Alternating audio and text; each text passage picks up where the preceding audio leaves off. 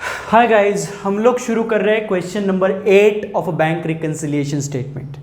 Correct.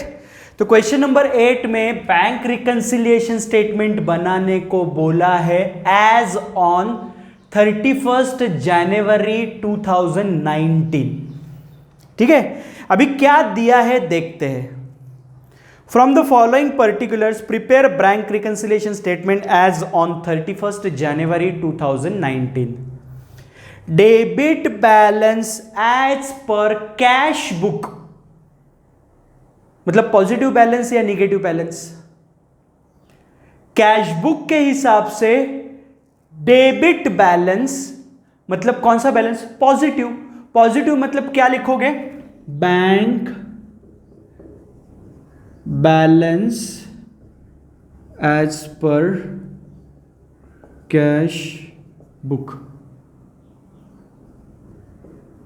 कितना दिया है bank balance as per cash book? 48,000।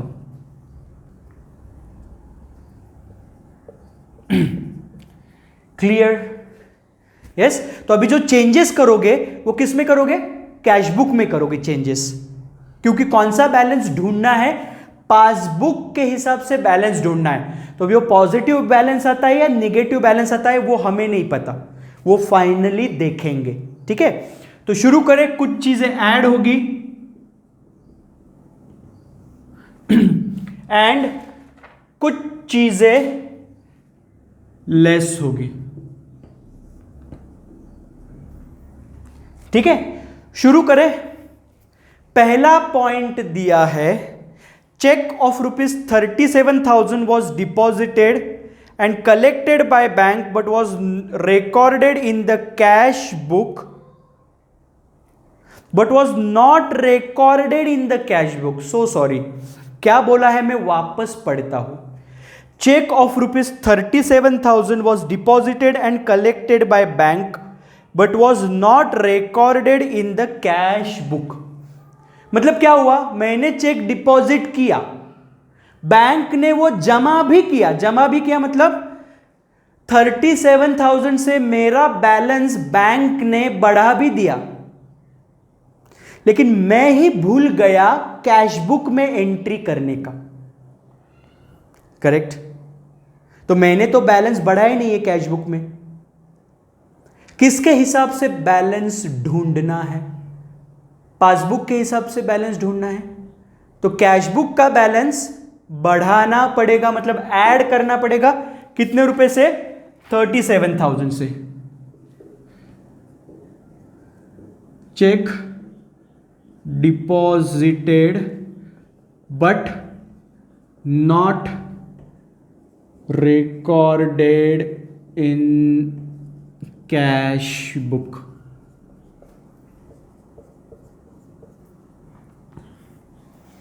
Clear? Adjustment number 2, cheque deposit of ₹26,200 was recorded in the cash column of the cash book. अभी cash book के दो column होते हैं, double column cash book होता है। कैश बुक के दो column मतलब ये कैश बुक है, डबल कॉलम कैश बुक याद है ना? इसमें दो कॉलम होते हैं, कैश कॉलम होता है, बैंक कॉलम होता है। करेक्ट। तो जब पैसा जमा करते हो बैंक में, कितना रुपया जमा किया? 26,200 अगर बैंक में जाके जमा किया तो बैंक का बैलेंस बढ़ाना होता है, मतलब बैंक कॉलम में लिखना पड़ता है 26,200, तब बैंक का बैलेंस बढ़ेगा। लेकिन गलती से बैंक कॉलम में लिखने के बजाय वो लिखा गया कैश कॉलम में। क्लियर? तो क्या होगा? अभी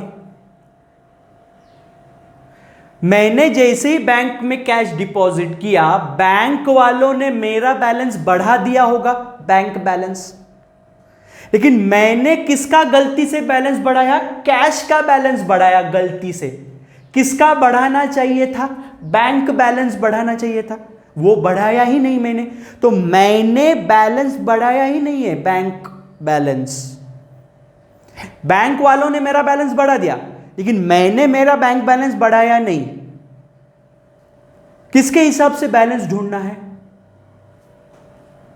पासबुक के हिसाब से बैलेंस ढूंढना है, तो कैश बुक का बैलेंस क्या करना पड़ेगा? बढ़ाना पड़ेगा। मतलब किस में लिखोगे? ऐड। क्या लिखोगे? Cheque cash deposit wrongly recorded in the cash column. Cash deposit wrongly recorded in the cash column of cash book 26,200। Clearly समझा आपको? यस। अभी आगे बढ़ते हैं। क्लियरली समझा? अभी आगे बढ़ते हैं। आगे क्या दिया है? Purchased furniture and payment by debit card ₹25,000 not recorded in the cash book. मतलब डेबिट कार्ड से जब मैं पेमेंट करता हूं तो बैंक का बैलेंस कम हो जाता है ऑटोमेटिक। करेक्ट? तो बैंक ने मेरा बैलेंस कम कर दिया। कितने रुपए से? 25,000 से।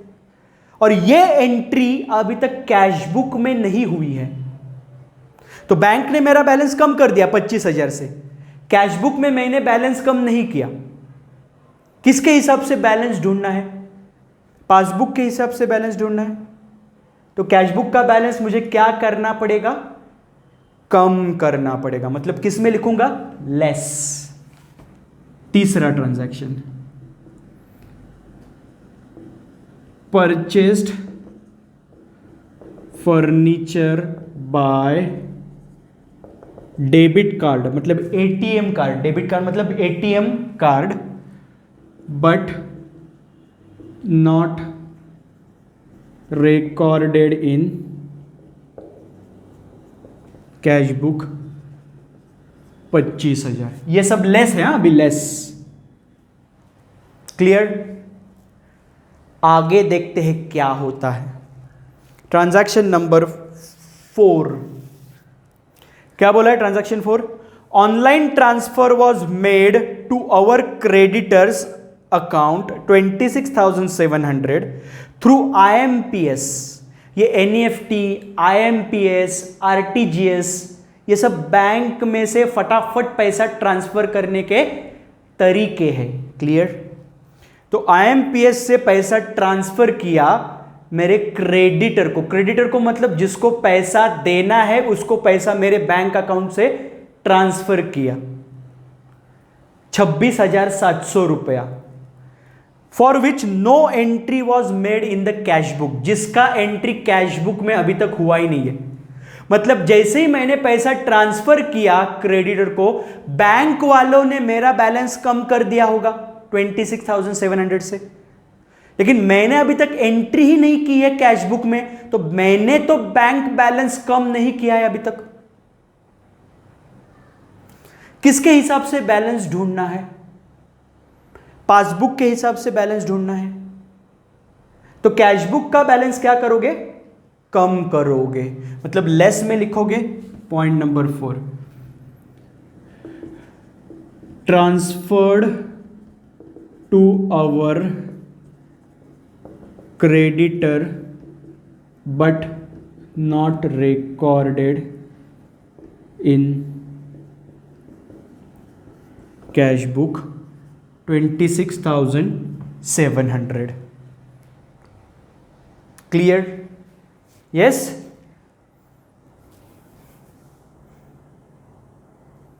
या अगला ट्रांजैक्शन देखते हैं।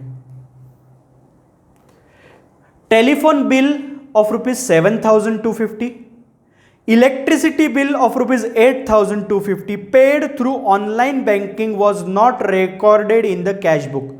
मतलब 7,250 टेलीफोन का बिल, 8,250 इलेक्ट्रिसिटी बिल मैंने नेट बैंकिंग से पे किया। नेट बैंकिंग मतलब बैंक अकाउंट से डायरेक्टली पैसा ट्रांसफर किया एंड बिल का पेमेंट किया। टोटल कितना पेमेंट किया? 15,500।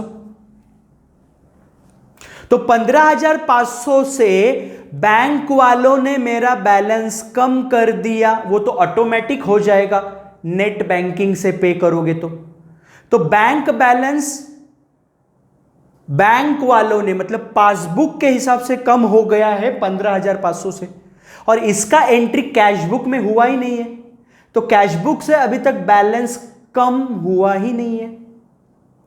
किसके हिसाब से बैलेंस ढूंढना है? पासबुक के हिसाब से बैलेंस ढूंढना है। तो कैशबुक का बैलेंस क्या करोगे? कम करोगे, मतलब लेस। तो entry number 5, telephone bill and electricity bill paid through net banking 15,500। Clear? Yes. And the last transaction बोला है check received from Vinod of ₹28,600 paid into bank was dishonored on 27th Jan 2019, but advice was received only on 4th of February 2019। मतलब क्या हुआ? Check में मुझे विनोद से check मिला जो मैंने बैंक में जमा किया, करेक्ट? अभी जब विनोद से मुझे चेक मिलता है, किसी से भी मुझे चेक मिलता है जो मैं बैंक में जमा करता हूं, तो बैंक क्या करेगा? चेक किसने दिया? विनोद ने। तो विनोद का जो बैंक है वो बैंक अकाउंट से मेरा बैंक पैसा उठाएगा और मेरे बैंक में जमा करेगा। क्लियर? तो मैंने जैसे ही चेक जमा किया, मैंने कैश बुक में मेरा बैंक बैलेंस बढ़ा दिया। यस। चेक क्लियर होने में 2 से 3 दिन लगते हैं। तो मेरा बैंक जब विनोद के बैंक अकाउंट में गया और पूछा कि बैंक बैलेंस ट्रांसफर करो, तो विनोद के बैंक अकाउंट में पैसा ही नहीं था। इसीलिए विनोद ने जो मुझे चेक दिया था, जो मैंने डिपॉजिट किया, वो हो गया बाउंस। चेक बाउंस होना पता है ना? वो चेक हो गया बाउंस, या वो चेक हो गया डिसऑनर। तो मेरा बैंक का बैलेंस बढ़ा ही नहीं, क्योंकि मेरे बैंक को विनोद के बैंक से पैसा मिला ही नहीं, तो मेरा बैंक बैलेंस बैंक वालों ने बढ़ाया ही नहीं होगा। तो मैंने तो बैंक बैलेंस बढ़ा दिया, मतलब कैश बुक के हिसाब से बैंक बैलेंस बढ़ गया। पासबुक के हिसाब से मतलब बैंक वालों ने मेरा बैलेंस बढ़ाया ही नहीं होगा। मैंने कितने से बढ़ा दिया होगा? 28,600 से बढ़ा दिया। बैंक वालों ने तो बढ़ाया ही नहीं होगा, क्योंकि बैंक वालों को तो पैसा ही नहीं मिला मेरे अकाउंट में जमा करने के लिए विनोद के बैंक अकाउंट से। क्लियर? तो बैंक वालों ने मेरा बैंक बैलेंस नहीं बढ़ाया, मैंने तो बढ़ा दिया 28,600 रुपीज से बैंक बैलेंस। किसके हिसाब से बैंक बैलेंस ढूंढना है? पासबुक के हिसाब से बैंक बैलेंस ढूंढना है। तो कैशबुक का बैलेंस क्या करना पड़ेगा? लेस।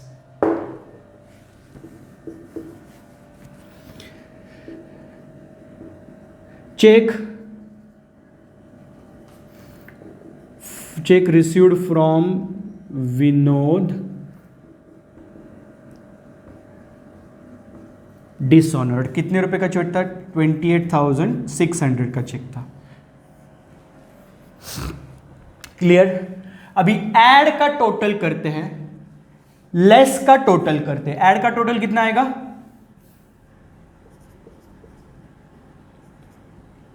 63,200। करेक्ट? अभी 48,000 प्लस 63,200 का टोटल करेंगे, क्योंकि ये इसमें ये ऐड ही करना है। तो वो कितना आएगा? 1,11,200। अभी लेस का टोटल करते हैं अलग से। लेस का टोटल कितना आ रहा है? 95,800। मतलब अभी मुझे बताइए 1,11,200 में से 95,800 जा सकता है ना, क्योंकि ये बड़ा अमाउंट है, ये छोटा है, मतलब आंसर निगेटिव में नहीं आएगा। तो जब आंसर निगेटिव में नहीं आएगा ना, तो यहां पे जो लिखा है वही यहां पे आएगा, बैंक बैलेंस एज पर, ये किसके हिसाब से मिला? पासबुक। कितना आएगा? 15,400। क्लियर? यस, समझ में आया आपको? ये था question number 8। Bank reconciliation statement अच्छे से समझा? ऐड कैसे करना है, लेस कैसे करना है, कैश बुक का डेबिट बैलेंस मतलब क्या, कैश बुक का क्रेडिट बैलेंस मतलब क्या, पासबुक का डेबिट बैलेंस मतलब क्या, पासबुक का क्रेडिट बैलेंस मतलब क्या, सब कुछ समझा अच्छे से। पासबुक बैंक का डॉक्यूमेंट है, कैश बुक मेरा डॉक्यूमेंट है। क्लियर? यस। तो ये था बैंक रिकंसिलिएशन स्टेटमेंट। यस, मिलेंगे अगले लेक्चर में विद द नेक्स्ट चैप्टर। तब तक के लिए थैंक यू सो मच।